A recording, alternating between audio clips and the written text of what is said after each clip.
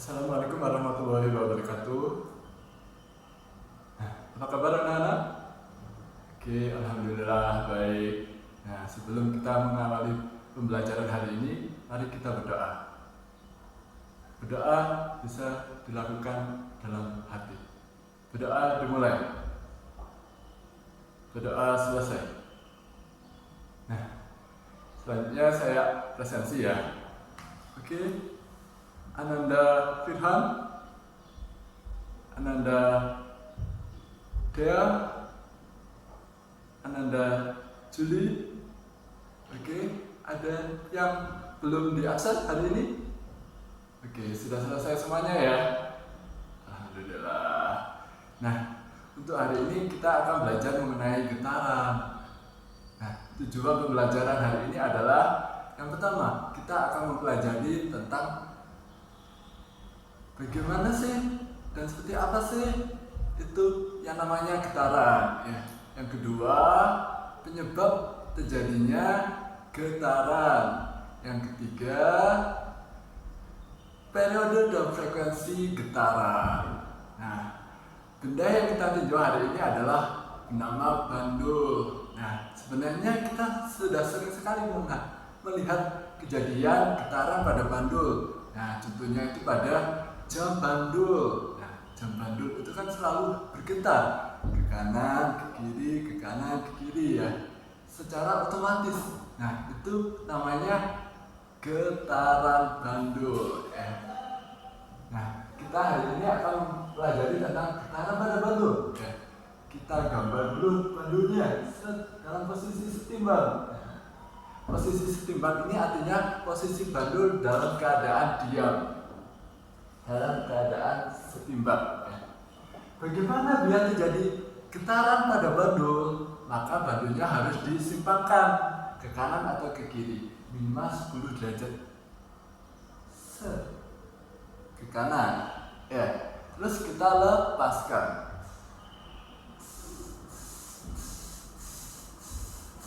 Nah, pasti dia akan berayun terus menerus.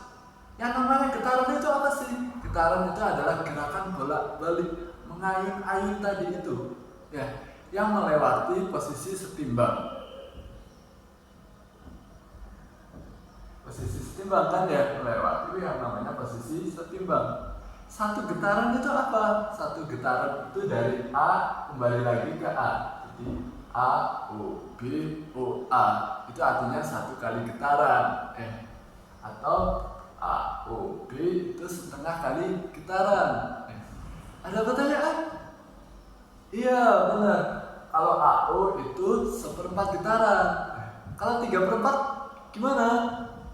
Iya, benar. A, O, B, O itu 3/4 ya. Penyebab adanya getaran itu apa sih? Nah, penyebab adanya getaran itu adalah suatu gaya pemulih. Pulih itu artinya apa? Pulih itu artinya ya kembali ke posisi semula yang awalnya tadi ya.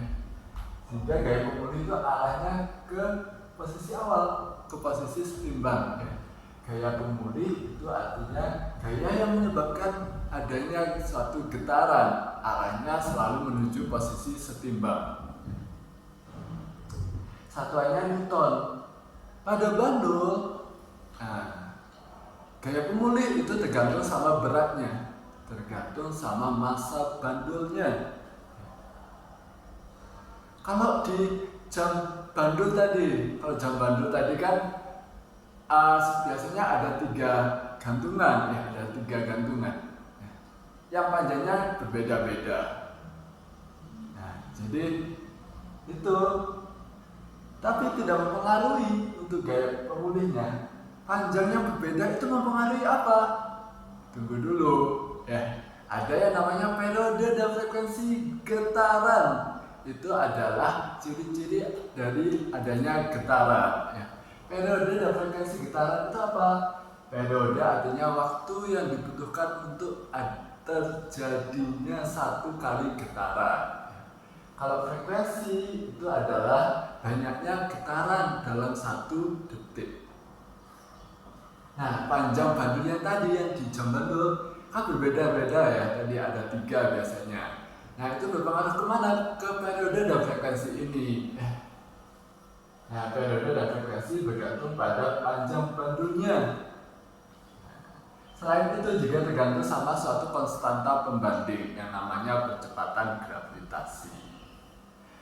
Rumusnya seperti apa? T sama dengan 2pi kali akar L per G ini.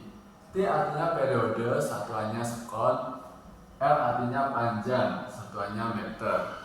Kalau G artinya kecepatan gravitasi tadi itu ya.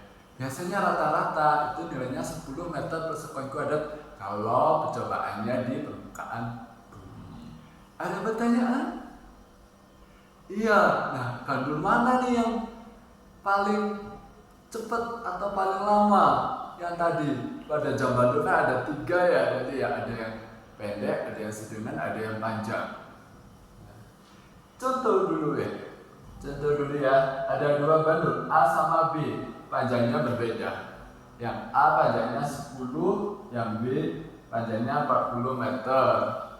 Yang ditanya perbandingan periode dari kedua bandul tadi A sama B. Nah, kalau perbandingan itu enaknya ada suatu konstanta biasanya yang bisa dicoret. Konstanta itu apa? Konstanta itu adalah angka yang nilainya tetap. Yang nilainya tetap apa dari definisi ini? Yang jelas 2pi ya. 2pi ini nilainya selalu tetap, ya kan? Sama kecepatan gravitasi sehingga bisa dicoret gitu. Jadi rumusnya berubah dari TA per TB sama dengan akar LA per LB. Akarnya tetap ada ya, tidak hilang. Gitu. Terus langsung aja kita masukkan angkanya LA 10, LB 40. Ada yang bisa dicoret kan? Nolnya sama-sama 1. Nolnya 1, 1 coret. Tinggal akar 1 per 4 gitu. Akar 1 berapa? Iya benar 1. Akar 4 2, ya benar. Jadi hasilnya 1 per 2. Kalau perbandingan itu nggak ada satuannya ya. Ada pertanyaannya lebih?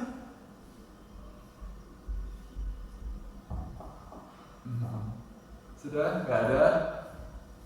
Alhamdulillah. Nah, dari pembelajaran hari ini kesimpulannya apa? Ya, Ananda Rehan tadi. Iya benar. Ananda Juli tadi. Iya. Iya benar. Nah, jadi kesimpulan yang pertama, getaran. Getaran artinya apa tadi? Gerakan bolak-balik yang melewati posisi setimbang. Yang kedua, apa? Gaya pemulih. Gaya pemulih itu artinya gaya yang arahnya ke posisi setimbang pada bandul tergantung pada masanya. Yang ketiga apa? Ya, periode dan frekuensi itu tergantung pada panjang bandul dan percepatan gravitasi. Alhamdulillah. Sebagai pengayaan, maka Ananda bisa mengerjakan UPM, uji prestasi mandiri halaman 20 ya. Ananda bisa mengerjakan untuk nomor 1 dan 2 ya. Minggu depan kita bahas. Cukup sekian, terima kasih. Assalamualaikum warahmatullahi wabarakatuh.